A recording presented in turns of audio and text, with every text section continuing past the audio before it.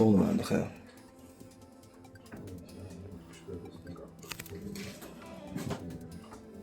Əməkdar artist Səlim Abbasovun başına iş gəlib. Gecə saatlarında sosial şəbəkə hesabında video paylaşan skripkaçı bildirib ki, evində yanğın hadisəsi baş verib. Gecə vaxtı mətbəxə girdim, qısa qapanma oldu və yanğın başladı. Sağ olsunlar, Fövqəladə Hallar Nazirliyinin əməkdaşları vaxtında gəldilər, köməklik göstərdilər.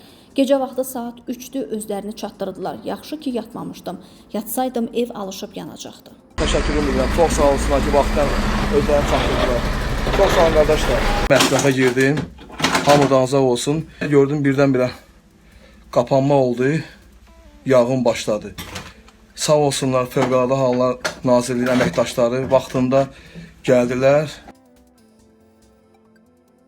Bakı şəhəri Binəqədi rayonu Bakı Avtovağzal kompleksinin yaxınlığında yanacaq daşıyan avtomobildə yanğın baş verib. Bu barədə Fövqəladə Hallar Nazirliyinə məlumat verilib. Bildirilib ki, əraziyə Fövqəladə Hallar Nazirliyinin Dövlət Yanğından Mühafizə Xidmətinin qüvvələri cəlb olunub. Qoşqusunda 31 ton dizel yanacağı olan Mercedes markalı avtomobilin kabinə hissəsində baş vermiş yanğın yanacaq çəninə keçməsinə və ağır fəsadlar törətməsinə imkan verilmədən qısa müddətdə söndürülüb.